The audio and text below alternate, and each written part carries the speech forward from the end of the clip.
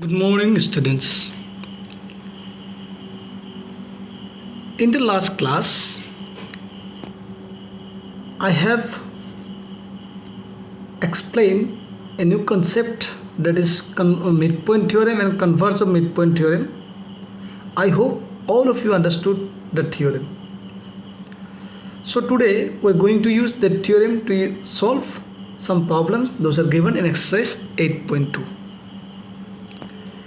Question number 1. ABCD is a quadrilateral in which P, Q, R, and S are the midpoints of the sides AB, BC, CD, and DA. AC is a diagonal so that SR parallel to AC and SR is equal to half of AC. PQ is equal to SR, and number 3, PQR is a parallel. Okay, now let's see the question according to this figure. The figure has given in the textbook already. Here A, B, C, D is the quadrilateral, and this P is the midpoint of AB, Q is the midpoint of BC, R is the midpoint of CD, and H is the midpoint of AD, and SC diagonal. Okay, we need to prove that this SR is parallel to AC and SR is equal to half of AC, and also PQ in number 2, PQ is equal to SR, and number 3, this PQR is a parallelogram. Okay, so already it is given that PQRS are the midpoints. So in triangle ADC, it is clearly seen that S is the midpoint of AD. It is given already in the question. S is the midpoint of the side AD and R is the midpoint of the side CD. If you take triangle ADC, then we can write S and R are the midpoints of AD and CD respectively. So now we can use what? Midpoint theorem here, yes or no? Because these two points are the midpoints of these two sides. Then this SR is parallel to AC according to midpoint theorem. That is why I've written using midpoint theorem, SR is parallel to AC and SR is equal to half of AC. Clear? Okay, this number 1 completed. Then number 2. Also in triangle ABC, now see this one, ABC. P is the midpoint of AB, it is given, and Q is also the midpoint of BC, it is also given. That means if you use midpoint theorem here, I don't just using theorem, this midpoint theorem, then PQ is parallel to AC and PQ is equal to half of AC. Yes or no? Now we got, see, we have got that PQ is parallel to AC and SR is also parallel to AC. Means this PQ is parallel to AC, SR is also parallel to AC. That means we can say that PQ is parallel to SR. Okay, PQ is parallel to SR. Again, we have got PQ is equal to half of AC and SR is also equal to half of AC. Same thing, means PQ is also parallel to half of AC, SR is parallel to half of AC. That means what? Both are half of AC, it means PQ is equal to SR. That is why I have written also PQ is equal to half of AC and SR is equal to half of AC. Therefore, PQ is equal to SR. Clear? Sorry.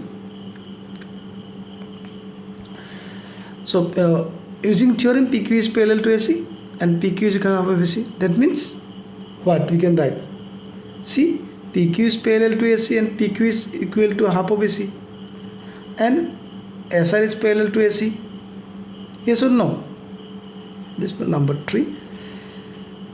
PQ is half of AC. Then what I have told already, PQ is parallel to AC and SR is parallel to AC. PQ is parallel to SR, and also PQ is equal to half of AC and SR is equal to half of AC. So PQ is equal to SR.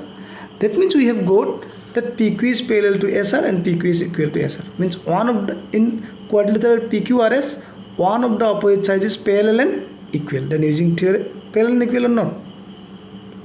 Parallel and equal. So this theorem you can use for question number 3. So number 2 only need to show that PQ is equal to SR. This is number 2 completed. See, PQ is equal to SR. Now for number 3, we can write directly PQR is a parallelogram. Why? Why? Because we have got PQ parallel to SR and PQ is equal to SR. Yes or no? One of the opposite sides is parallel and equal. Therefore, PQRS is a parallelogram. Or if you want to write directly PQR is a parallelogram, write here using theorem. Or if you want to show, then you can show it. I hope all of you understood this. Okay, next question. Question number 3. ABCD is a rectangle. See, ABCD is a rectangle. P, Q, R, and S are the midpoints of the sides AB, BC, CD, and DA respectively. Means P is a midpoint of AB, Q is a midpoint of BC, R is a midpoint of CD, and S is a midpoint of AD. So that quadrilateral PQR is a rhombus. Means if you join the midpoints like P, S, Q, R, then you will see a quadrilateral. You need to prove that this quadrilateral is a rhombus. So all of you know, to prove rhombus we need to show all the sides are equal. Okay, so join diagonal AC and what? Okay, just wait.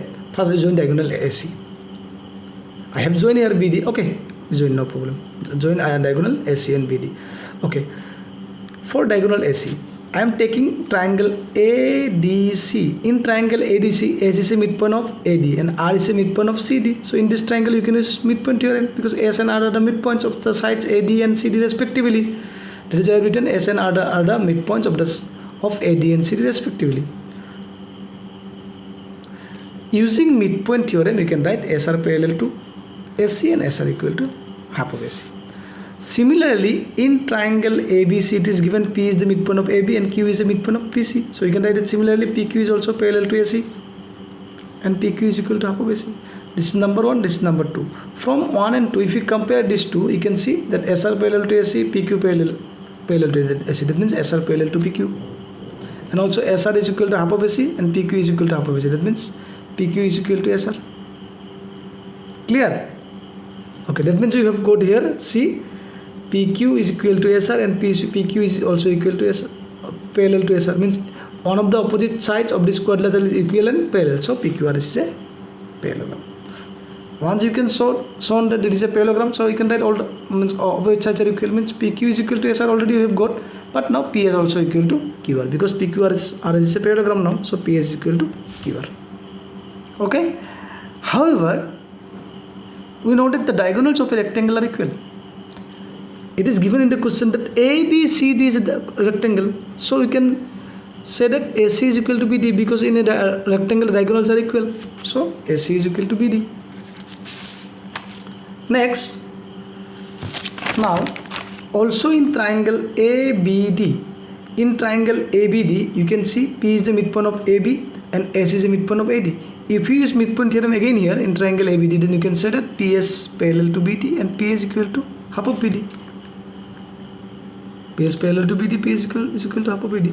So P is, therefore we've got what? P is equal to half of BD. BD is equal to, the diagonals are equal, we can write AC. And half of AC you can write what? PQ. Half of AC you can write what? PQ also you can write, SR also you can write. I have written PQ.